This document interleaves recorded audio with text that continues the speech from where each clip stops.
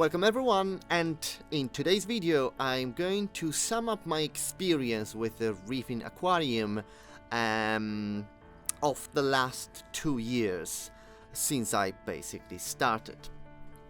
As a footage, I've recorded 3 light settings for all my corals, and I'm gonna start from the violet one. Then you're gonna have a blue one, and then it's just a standard. So I set my lighting for the maintenance, and I'm gonna run them like that. That hopefully will give you a true sense of what I'm having here. So as a reminder, I was an inexperienced reefer back then, 2 years ago, and I'm still now, although I know what should I not do and what I should pay more attention to. So let me start with the question, why did I go for this size? So there are really 2 main reasons. The number one is that it will look really cool. And number 2 is that it will be more forgiving if I made a mistake with, for example, a dosing. That was actually researched by me and makes sense, but at the same time I think this was just a very convenient argument to back up the first one. The process. Well, probably if I had all finances in place, ready, and had enough time on my hand to do everything at once, I would probably think twice, should I really proceed with this project? But that was not the case. There was many things I didn't know at the time, and I would strongly suggest to anyone to actually make a list of equipment prior to even planning the aquarium. The final price may persuade you to downsize the tank, perhaps. Again, I didn't do it, and so what I did was the following. Firstly, I decided that 4 meters actually fit on my wall where I wanted, and that was enough for me to make a decision about the size. The next thing I needed was the frame.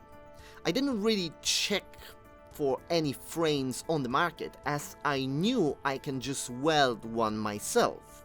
That was one of my first mistakes, and it was to have a steel frame rather than aluminium.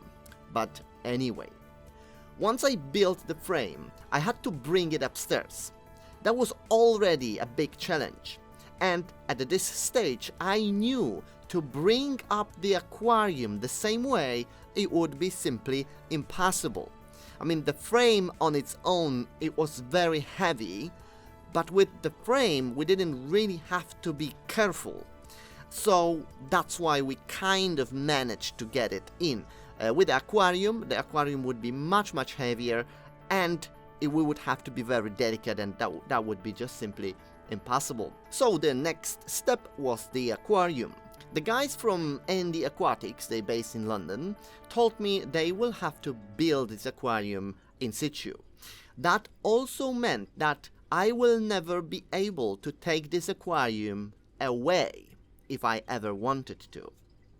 It will probably would have to be smashed, because apparently these guys, they can take it apart, but the labor involved in that, it just is just not gonna be cost effective. So, you know, if I ever gonna move, I'm gonna have to build a new aquarium and then move things to the new ones.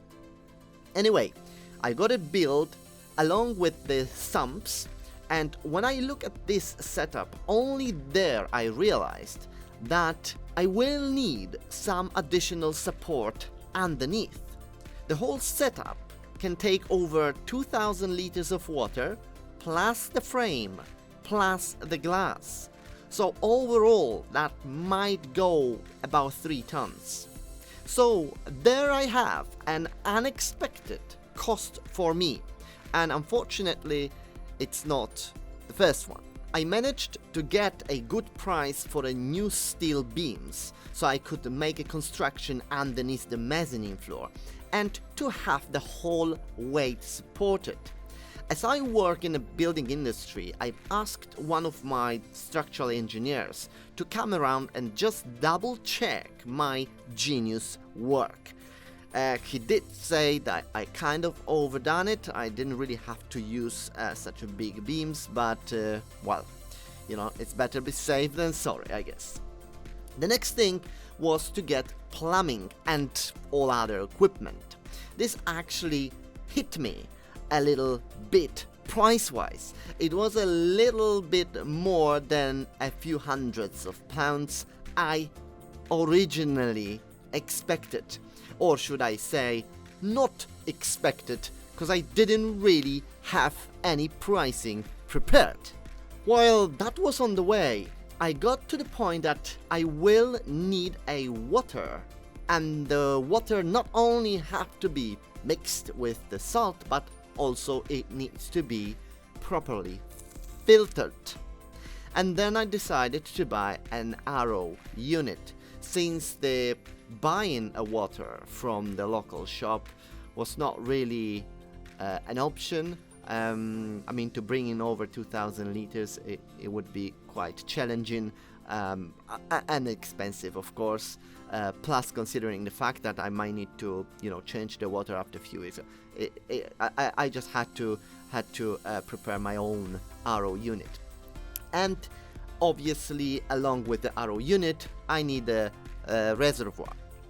When I was selecting a reservoir, I have seen some videos where people had two tanks, one for mixed water and one for RO water, but also I had to have a top-up tank. I have been advised to have a top-up tank no more than 10% of the total volume of water in the system, and that tank will have to be top up manually. That was actually a very good idea. Why? Because in the unlikely event where the auto top-up pump gets stuck pumping water in, I will only get 250 liters of RO water into the aquarium. This will obviously not prevent the system to overflowing, but it will prevent from diluting the salinity too much, and that is very important. I ended up getting 2,000 liters reservoirs and one 250 liters for the auto top-up. Now, the RO unit I bought was a 7-stage RO water for drinking water. I bought it on eBay, and just bear in mind, at the time I was buying this, I wasn't really sure what I'm buying, so I took kind of the most expensive with lots of, you know, bits and bobs, and then I've been told I don't really need a few of the cartridges because we don't really want the minerals to be pumped into that water. So I had to get rid of the 3 other stages, and I've got left with basically 3 pre-filters. So it was one 5 micron pre-filter, then 2 carbons, and obviously the membrane. Now, once I've got this set up and I started to producing the water, first of all, the speed of production was incredibly slow, and to be honest, it still is, because I didn't really change that setup, didn't really go for this kind of a fast rate of RO water production, because I don't really need it. Obviously, when I was setting this up, it would be nice to have the water made quicker, but you know, I didn't want to spend too much money for something I'm not gonna really need that often. So when I started to use that RO system, I've managed to get a 0 TDS for the first few liters, and then after that it started to going up. 1, 2, it went to 5. And then I realized I just have to keep changing those filters, those 5 micron pre-filters, fairly often if I want to produce 2,000 liters of water. Now I've managed to get the water through that filter eventually, but long story short, I had to modify my RO unit for 9 stages, including 2 DIs. You can check them in the video up there, there's a link right in the corner. In my mechanical filtration, I used roller filters, and I think these are not really as good as they say. Remember, I only speak from my own experience, so I don't want to discredit something someone else may consider as a good item or product. But I can tell right now, I cannot really see the difference between the roller filters and the filter socks, which I'm currently using. One of the problems with the roller filters I had was that they were not really seal tight. They were leaking on the sides, so the water was basically bypassing the filter. I know you will never get 100% filtration, but I don't think you should have a water bypassing the filter media. In any case, it was just too much hassle for me. Rolls were relatively expensive considering I had 3 and they were going fairly quickly. I made a video about them a few months ago, so if you want to watch it, just click the card in the corner. Now my lighting system. This was the most painful part of my setup if it comes to the price. But anyway, as they say, you get what you pay for, and that is exactly what I got. The only thing I noticed relatively quickly, luckily, was that the area above my lights was getting very hot. And since those lights generating quite a lot of heat, they do require sufficient airflow for the cooling purposes. Unfortunately, my setup is right at the ceiling level, and so there was not much space for the air to escape. Remember, hot air goes up. The easiest way for me would be to install a separate fan just to move the air from one end to the other. But since in my business I am dealing with air conditioning, I found in my storage a small unit which hasn't been used for ages, and I decided to install it to serve the area above the lighting. Now, above that lighting I do have an extract system anyway, so I do have a certain amount of airflow going through that anyway, but that wasn't enough because it was getting like 35-40 degrees up there. So now I've installed the air conditioning with like a 3 outlets equally distributed along the length of the aquarium, and now it works perfectly. Now I know that on one hand it might sound excessive, but on the other hand I am protecting lighting system worth good a few hundreds of pounds, so I think it was worth. In my case, the thermostat is placed literally on top of one of the light, and it's set to 25 degrees C. As soon as the temperature goes over 25 degrees C, the AC will kick in and you will either maintain 25 or you'll shut down as soon as the temperature drops below 25.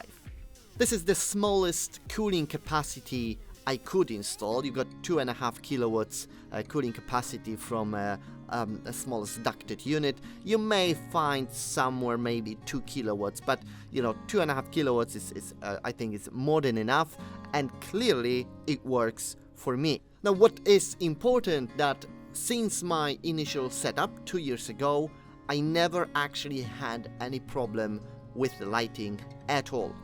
I've set it up, I set these modes of, you know, sunset and sunrise, and that's it. I never had to deal with that anymore. So I think this is why I'm saying I got what I paid for. There is a quick video about my lighting right up in the corner if you would like to watch it. My elements. This is an interesting topic because I think I had completely different experience than any other people I either talked to or watched. I start with my PO4. From pretty much day one, my PO4 has been at the level of 0.02, and that's it.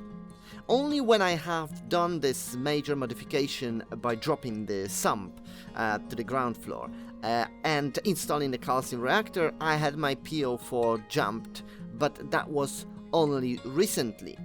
So I've heard that people struggled with PO4 and you know, they tried to reduce it or to maintain to a certain level, or ideally like 0.02, and basically they struggled, and I don't know whether I was lucky or what was going on with my aquarium, but I never had that problem. Now magnesium, however, was completely opposite. Again, from other people I've heard they don't really had a problem with magnesium, but for me, when I started, I could not dose enough magnesium to get up to 1350, 1400. I remember that at some point I was dosing like 300 ml a day to get the magnesium level up to the 1350 or 1400. And it took me quite a while until I've reached that. Now obviously once I reached the 1400 I stopped, and since then I didn't really have to top up, and I didn't really lose much, so it was okay. The next time I had this problem again was at my major work recently with the sump. I still don't quite know why.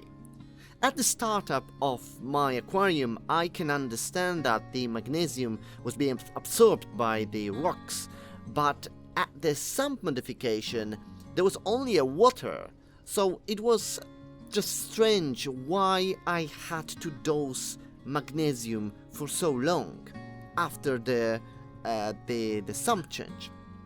In any case, this is now okay and I can move on. NO3. This was probably the only thing jumping up and down from 0 to above 50. Over the period of last 2 years, I was experimenting with NO3 the most. Water changes, NOPOX, different filtration solutions, considering vodka as well, but I drank it before I started to dose it, so I stuck with NOPOX. Generally, I had the most fun with NO3 out of all of them. And now moving to calcium. Now calcium I never had any problem with. I had one moment when it drops too low, and then had a moment where it went too high, but that was just very quick periods. Nothing really happens in an aquarium, and other than those 2 periods, they will generally stay at 420 to 450. So calcium was always good. Alkalinity was actually up and down. Now at the beginning, probably like everyone, the alkalinity was kind of all over the place. Then it settled, and what I can notice that before my sump change, I maintained my alkalinity at about 8 to 8.5. Now after I've changed the sump downstairs, for some strange reason, I cannot really maintain the alkalinity at 8. I have to do it like 9 to 10. Now bear in mind, I did change the dosing, the Triton other method to calcium reactor. So this is obviously the major change. Maybe that is why I cannot drop to level I used to be. But we will see. That calcium reactor has been now running for, just a few months, so I guess it will settle. My UV lights. I have been advised to use 8 bulbs of 55 watts each. I did not do any research for them, so I solely rely on the advice. However, recently when I wanted to change the bulbs, I discovered that manufacturer of these UV lights has a description that 8 bulbs can serve up to 4,000 liters. I cannot say pretty much anything about the performance of these lights, as I don't really know the difference, have I not had them installed. I do want to say that so far I never had a problem with fish. I never seen any dots on them or behaving strangely, so I guess this could be down to these lights perhaps. I'm not sure. I did lose some fish when they jumped out, and I did lose some crummies inside the aquarium as I found a few of them being eaten by hermit crabs. But if it comes to the UV lights, you know, I can only assume they were doing some good. I made recently a quick video about the UV light system, so if you want to watch it, it's right up in the corner. My sump.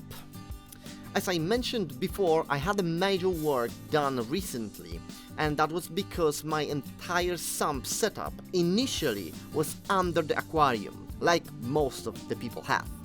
The problem was that my beautiful panels, click on the video up there if you want to see them, were always removed, and my office constantly looked like I have work to be done on the aquarium. Another thing was that it was not really comfortable to do any works on that sump, as I didn't have enough space, so all in all, it was a good call to put it downstairs. As I planned to put my sump downstairs, I used this opportunity to make this sump bigger, so I could fit 8 large filter socks, skimmer, calcium reactor, GFO, carbon reactor, bio balls, 2 return pumps, a few other pumps, 2 bio blocks, 1 crab and 1 fish. On top of that, there is 1 more tank just for the refugium, and this is the, I believe it's the 300 liters. It's much easier to work and can clearly see what's going on. Now, in that setup, I've also got heater elements, and I've used a 5, I can't remember the wattage now, but I think I was getting the strongest, the most powerful wattage. Now, I know that 3 heaters are enough, but I've got 5. I've got 5 because I just want to be 100% sure that if 1 fail or 2 fail, I can still maintain my temperature. Plus, the sump being now downstairs, it's generally colder downstairs, so yeah, I just don't want to risk it. Lastly, fish and corals. Not much problem with fish, although some of them jumped out and some chromices died and have been eaten by hermit crabs. But the corals I had much more problem with, and at this stage I still don't know exactly why some of them died. I can understand if the alkalinity was the sole problem, but I know I was pumping dirty water as well. My first RO had a white plastic containers, so I didn't see through them. The fact of the matter was that only after 300 liters I supposed to change the 5 micron filter, but I didn't, as I was counting on time rather than the amount of the liters. So at some cases I was changing this filter after like 6 months, and the filter was like slimy. It was absolutely disgusting, and the TDS also was showing like 3 or 4, which some people say that this is still kind of okay, but even my membrane had this kind of orange-ish color. So obviously that was absolutely not good, and remember at that time I didn't even have a DI, there was just that, so after the membrane, anything was coming after the membrane was going into my tank, so I guess it wasn't really good. Going back to my corals, I don't really have a clear answer why some of them died, unless there are 2 incidents where one was with the flatworm, check the video here, And the second one, very recent, with Asterina starfish. Again, you can check the video there. I learned basically as I go, and right now I'm so deep into this hobby, it would be very difficult for me to just close it. My biggest problem out of everything from the beginning was to explain to my wife that that was the last large bill, darling. And I genuinely believe that. This was not one of those white lies, but I genuinely thought that this was the last time.